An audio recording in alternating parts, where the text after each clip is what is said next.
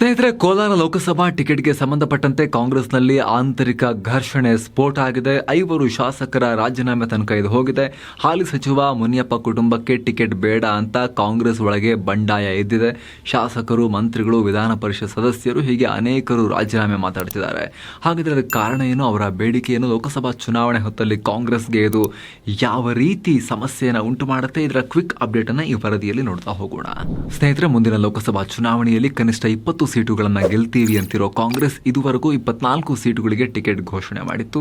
ಆದರೆ ಬಳ್ಳಾರಿ, ಚಾಮರಾಜನಗರ, ಚಿಕ್ಕಬಳ್ಳಾಪುರ, ಕೋಲಾರ ಕ್ಷೇತ್ರಗಳಲ್ಲಿ ಆಂತರಿಕ ಬಂಡಾಯ ಮತ್ತು ಸೂಕ್ತ ಅಭ್ಯರ್ಥಿಗಳು ಸಿಗದ ಕಾರಣಕ್ಕೆ ಅಭ್ಯರ್ಥಿಗಳ ಆಯ್ಕೆ ಆಗಿರಲಿಲ್ಲ.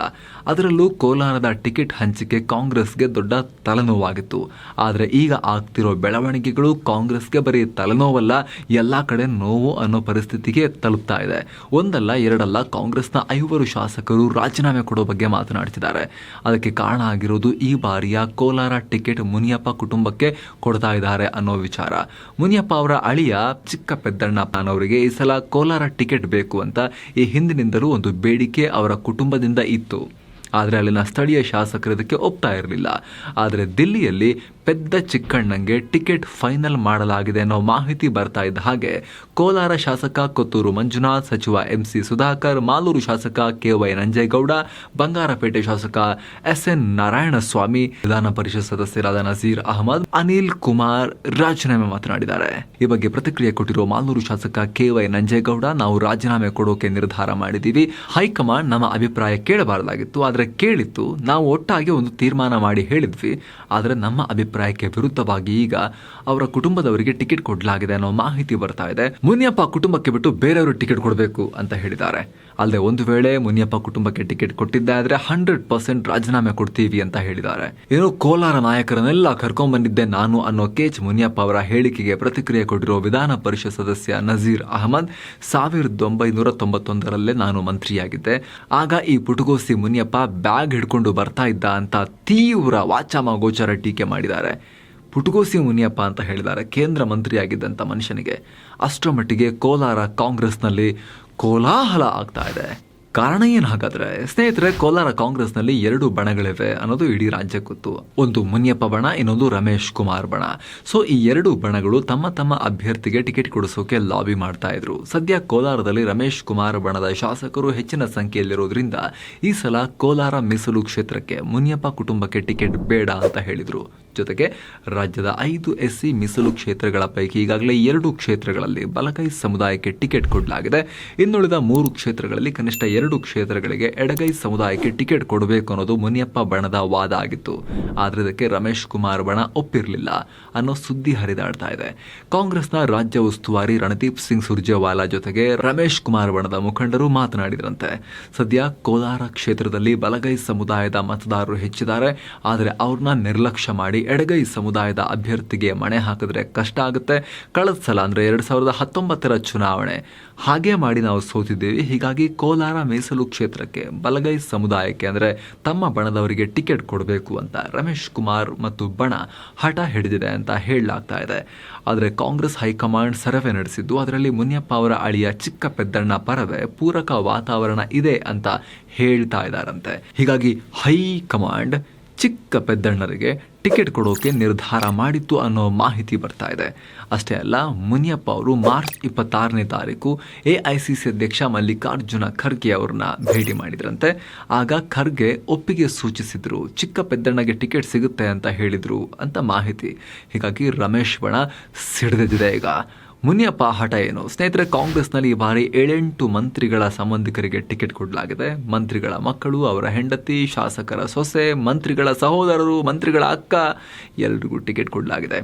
ಉದಾಹರಣೆಗೆ DCM DK ಶಿವಕುಮಾರ್ ಸಹೋದರ DK ಸುರೇಶ್, ಮಲ್ಲಿಕಾರ್ಜುನ ಖರ್ಗೆ ಅವರ ಅಳಿಯ ಪ್ರಿಯಾಂಕ್ ಖರ್ಗೆಯ ಭಾವ ರಾಧಾಕೃಷ್ಣ ದೊಡ್ಡಮನಿಗೆ, ಸಚಿವ ಮಧು ಬಂಗಾರಪ್ಪ ಸಹೋದರಿ ಗೀತಾ ಶಿವರಾಜ್ ಕುಮಾರ್ಗೆ, ಸಚಿವ ರಾಮಲಿಂಗಾರೆಡ್ಡಿ ಪುತ್ರಿ ಸೌಮ್ಯ ರೆಡ್ಡಿಗೆ, ಈಶ್ವರ್ ಖಂಡ್ರೆ ಪುತ್ರ ಸಾಗರ್ ಖಂಡ್ರೆಗೆ, SS ಮಲ್ಲಿಕಾರ್ಜುನ ಪತ್ನಿ ಶಿವಾನಂದ ಪಾಟೀಲ್ ಪುತ್ರಿ ಲಕ್ಷ್ಮೀ ಹೆಬ್ಬಾಳ್ಕರ್ ಪುತ್ರ, ರೆಹಮಾನ್ ಖಾನ್ ಪುತ್ರ, ರಾಘವೇಂದ್ರ ಹೆಟ್ನಾಳ್ ಸಹೋದರ, ಹೀಗೆ ಸಾಕಷ್ಟು ಫ್ಯಾಮಿಲಿಗೆ ಟಿಕೆಟನ್ನು ಹಂಚಿಕೆ ಮಾಡಲಾಗಿತ್ತು.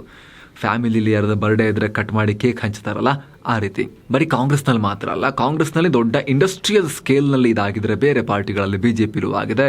JDS ಬಗ್ಗೆ ಜಾಸ್ತಿ ಹೇಳಕ್ಕೇನಿಲ್ಲ, ರಾಷ್ಟ್ರವ್ಯಾಪಿ ಎಲ್ಲ ಕಡೆ ಇದಾಗಿದೆ. ಇದಕ್ಕೆ ಸಂಬಂಧಪಟ್ಟಂತೆ ಇದನ್ನು ಖಂಡಿಸಿ ನಾವು ಒಂದು ವರದಿಯನ್ನು ಪಬ್ಲಿಷ್ ಮಾಡಿದ್ವಿ. ನಮ್ಮ ಜನಕ್ಕೆ ಅದು ಬೇಕಾಗಿಲ್ಲ, ಯಾಕಂದರೆ ಜನರಿಗೆ ಇದು ಅಡ್ಜಸ್ಟ್ ಆಗಿ ಹೋಗಿದೆ. ಅವ್ರು ಕೇಕ್ ಕಟ್ ಮಾಡಬೇಕು, ನಮ್ಮ ಜಾತಿಗೆ ಸೇರಿದವರು ಅವ್ರು ಕೇಕ್ ಕಟ್ ಮಾಡಬೇಕು, ಅವರು ತಿನ್ನಬೇಕು, ನಾವು ನೋಡ್ತಾ ಇರ್ತೀವಿ ಅನ್ನೋ ಮೈಂಡ್ ಸೆಟ್ನಲ್ಲಿ ನಮ್ಮ ಜನ ಕೂಡ ಇದ್ದಾರೆ. ನೋಡಿ, ಸ್ಕ್ರೀನ್ ಮೇಲೆ ಕಾಣಿಸ್ತಾ ಇದೆ, ಇದು ನಾವು ಕುಟುಂಬ ಪ್ರಭುತ್ವ ವಿರೋಧಿಸಿ ಮಾಡಿದಂಥ ವರದಿ. ಇರಲಿ, ನಾವು ಕೋಲಾರ ವಿಚಾರಕ್ಕೆ ಬರೋಣ. ಕೋಲಾರದಲ್ಲಿ ಈ ಬಾರಿ ನನ್ನ ಅಳಿಯನಿಗೆ ಟಿಕೆಟ್ ಕೊಡಬೇಕು, ಇದೇ ಕಾರಣಕ್ಕೆ ಎಲ್ಲರಿಗೂ ಫ್ಯಾಮಿಲಿಯವರಿಗೆ ಕೊಟ್ಟಿದ್ದೀರಾ, ನನ್ನ ಅಳಿಯಂಗೂ ಕೊಟ್ಬಿಡಿ ಅನ್ನೋದು ಮುನಿಯಪ್ಪ ಒತ್ತಡ ಆಗಿತ್ತು. ಅಳಿಯಂಗೆ ಟಿಕೆಟ್ ಕೊಡಿಸೋ ಮೂಲಕ ಜಿಲ್ಲೆಯಲ್ಲಿ ಇವರು ಫ್ಯಾಮಿಲಿಯ ಕಂಟ್ರೋಲನ್ನು, ಇವ್ರ ಕಡೆಯವ್ರದ್ದು ಕಂಟ್ರೋಲನ್ನು ಜಾಸ್ತಿ ಮಾಡೋದು ಮುನಿಯಪ್ಪ ಲೆಕ್ಕಾಚಾರ ಆಗಿತ್ತು. ಆದರೆ ಈಗ ದೊಡ್ಡ ಪ್ರತಿರೋಧ ಸ್ಫೋಟ ಆಗಿದೆ. ಈ ಬೆಳವಣಿಗೆಗಳ ಬಗ್ಗೆ ಮಾತನಾಡಿರೋ ಸಚಿವ ಮುನಿಯಪ್ಪ, ಅವ್ರು ಯಾಕೆ ರಾಜೀನಾಮೆ ಕೊಡ್ತಿದ್ದಾರೋ ಗೊತ್ತಿಲ್ಲ, ಎಲ್ಲವನ್ನ ಹೈಕಮಾಂಡ್ಗೆ ಬಿಟ್ಟುಬಿಡ್ತೀನಿ, ಅವ್ರು ಏನು ತೀರ್ಮಾನ ಮಾಡ್ತಾರೋ ಅದಕ್ಕೆ ಕಮಿಟ್ ಆಗಿರ್ತೀವಿ, ಎಲ್ಲರೂ ಒಟ್ಟಾಗಿರೋಣ ಅಂತ ಹೇಳಿಕೆಯನ್ನು ಕೊಟ್ಟಿದ್ದಾರೆ. ನನಗೆ ಟಿಕೆಟ್ ಕೊಡ್ತಾರೆ ಅನ್ನೋ ನಂಬಿಕೆ ಇದೆ ಅಂತ ಕೂಡ ಹೇಳಿದ್ದಾರೆ. ವ್ಯತ್ಯಾಸ ಇದ್ದರೆ ಸರಿ ಮಾಡ್ತೀವಿ ಅಂತ ಹೇಳಿದ್ದಾರೆ. DKಯಿಂದ ಕರೆ, ಏನೋ ಕೋಲಾರ ಕಾಂಗ್ರೆಸ್ನ ಭಿನ್ನಮತ ಸ್ಫೋಟ ಆಗ್ತಿದ್ದ ಹಾಗೆ ಕಾಂಗ್ರೆಸ್ ಪಾಲಿನ ಟ್ರಬಲ್ ಶೂಟರ್ ಅಂತ ಗುರುತಿಸಲಾಗೋ DK ಶಿವಕುಮಾರ್ ಅಸಮಾಧಾನಿತರೊಂದಿಗೆ ಮಾತನಾಡಿದ್ದಾರೆ. ತರಾತುರಿಯಲ್ಲಿ ಯಾವುದೇ ನಿರ್ಧಾರ ತಗೋಬಾರ್ದು, ನಿಧಾನಕ್ಕೆ ಯೋಚನೆ ಮಾಡಿ ತಗೊಳ್ಳಿ ಅಂತ ಹೇಳಿದಾರಂತೆ.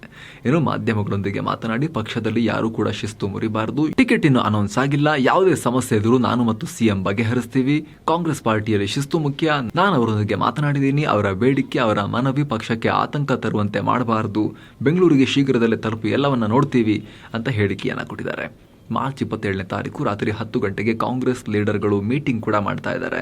ಅಸಮಾಧಾನಿತರು ಕೂಡ ಭಾಗಿಯಾಗ್ತಾ ಇದ್ದಾರೆ. ಮತ್ತೊಂದು ಕಡೆ ರಾಜೀನಾಮೆ ಮಾತನಾಡಿದ್ದವರ ಪೈಕಿ ವಿಧಾನ ಪರಿಷತ್ ಸದಸ್ಯರಾದ ನಜೀರ್ ಅಹಮದ್ ಮತ್ತು ಅನಿಲ್ ಕುಮಾರ್ ತಮ್ಮ ಸ್ಥಾನಕ್ಕೆ ರಾಜೀನಾಮೆ ಕೊಡೋಕೆ ಸಭಾಪತಿ ಬಸವರಾಜ್ ಹೊರಟ್ಟಿ ಕಚೇರಿಗೂ ಬಂದಿದ್ರು. ಆದರೆ ರಾಜೀನಾಮೆ ಪತ್ರವನ್ನು ತೋರಿಸಿ ಒಂದು ರೀತಿ ನೋಡಿ ಬಿಡ್ತೀವಿ ಬಾಣ ಅಂತ ಹೇಳಿ ತೋರಿಸ್ಬಿಟ್ಟು ಹಾಗೆ ವಾಪಸ್ ಹೋಗಿದ್ದಾರೆ. CM DCM ಜೊತೆಗೆ ಚರ್ಚೆ ಮಾಡಿ ಅಂತಿಮ ನಿರ್ಧಾರ ತಗೋತೀವಿ ಅಂತ ಆಮೇಲೆ ಹೇಳಿದ್ದಾರೆ. ಏನೋ ಸಭಾಪತಿ ಮಾತನಾಡಿ, ರಾಜೀನಾಮೆ ಕೊಟ್ಟಿಲ್ಲ, ಕೊಟ್ಟರೆ ಸ್ವೀಕಾರ ಮಾಡ್ತೀನಿ, ಒತ್ತಾಯದಿಂದ ರಾಜೀನಾಮೆ ಇಸ್ಕೊಳ್ಳೋಕೆ ಸಾಧ್ಯ ಇಲ್ಲ ಅನ್ನೋ ಹೇಳಿಕೆಯನ್ನು ಕೊಟ್ಟಿದ್ದಾರೆ. ಈ ಮೂಲಕ ಬಿಜೆಪಿಲಿ ಟಿಕೆಟ್ ಕೊಟ್ಟಾಗ ಒಂದಷ್ಟು ಹೊಡೆದಾಟ ಶುರುವಾಯ್ತಲ್ಲ, ಅದನ್ನ ಮೀರಿಸೋ ರೀತಿಯಲ್ಲಿ ಕಾಂಗ್ರೆಸ್ನಲ್ಲಿ ಸ್ಫೋಟನೆ ಆಗಿ ಹೋಗಿದೆ. ಸೊ ಫೈನಲಿ ಕೋಲಾರ ಟಿಕೆಟ್ ಯಾರಿಗೆ ಸಿಗುತ್ತೆ? ಮುನಿಯಪ್ಪ ಅಳಿಯಂಗ್ ಸಿಗುತ್ತಾ? ಕೊಟ್ಟಿಲ್ಲ ಅಂದ್ರೆ ಮುನಿಯಪ್ಪ ಮುನಿತಾರಾ? ಮುನಿಯಪ್ಪ ಕೊಟ್ರೆ ಈ ಬಂಡಾಯಗಾರರು ಮುನಿದು ಸಿಡಿದೇ ಹೇಳ್ತಾರಾ? ಫೈನಲಿ ಇದು ಎಲ್ಲಿ ಹೋಗಿ ಮುಟ್ಟತ್ತೆ? ಬಹಳ ಕುತೂಹಲ ಕಾರಣ ಆಗಿದೆ. ನೀವು ಪತ್ರಕರ್ತರಾಗೋ ಆಸೆ ಇದೆಯಾ? ಹಾಗಿದ್ರೆ ನಮ್ಮ ಆನ್ಲೈನ್ ಜರ್ನಲಿಸಂ ಕೋರ್ಸ್ ನಿಮಗೆ ಯೂಸ್ ಆಗ್ಬೋದು. ಇದು ಅನ್ಅಕಾಡೆಮಿಯ ಗ್ರಾಫಿ ಪ್ಲಾಟ್ಫಾರ್ಮ್ ನಲ್ಲಿ 5 ಸ್ಟಾರ್ ರೇಟೆಡ್ ಕೋರ್ಸ್. ಯಾವುದೇ ಡಿಗ್ರಿ ಮಾಡಿರುವವರು, ಮಾಡ್ತಿರೋರು ಈ ಕೋರ್ಸ್ ಮೂಲಕ ಜರ್ನಲಿಸಂನ ಆಳ ಅಗಲ ತಿಳ್ಕೋಬಹುದು. ಜರ್ನಲಿಸಂ ಡಿಗ್ರಿಯನ್ನೇ ಮಾಡಿರೋರು, ಮಾಡ್ತಿರೋರು ಈ ಕೋರ್ಸ್ ಮಾಡಿದ್ರೆ ಇನ್ನಷ್ಟು ಕ್ಲಾರಿಟಿ ಪಡಿಬಹುದು. ನಿಮಗೂ ಕೋರ್ಸ್ ಜಾಯಿನ್ ಆಗೋಕೆ ಆಸಕ್ತಿ ಇದ್ರೆ ವಿಡಿಯೋ ಕೆಳಗೆ ಡಿಸ್ಕ್ರಿಪ್ಷನ್ ಅಲ್ಲಿ ಹಾಗೂ ಕಾಮೆಂಟ್ ಸೆಕ್ಷನ್ ನಲ್ಲಿ ಟಾಪ್ ಕಾಮೆಂಟ್ ನಲ್ಲಿ ನಿಮಗೆ ಲಿಂಕ್ ಸಿಗುತ್ತೆ. ಅದರ ಮೇಲೆ ಕ್ಲಿಕ್ ಮಾಡೋ ಮೂಲಕ ವೆಬ್ಸೈಟ್ಗೆ ಹೋಗಿ ಕೋರ್ಸ್ ಬಗ್ಗೆ ಸಂಪೂರ್ಣ ಮಾಹಿತಿಯನ್ನು ನೀವು ಪಡಿಬಹುದು, ಜಾಯಿನ್ ಕೂಡ ಆಗ್ಬೋದು.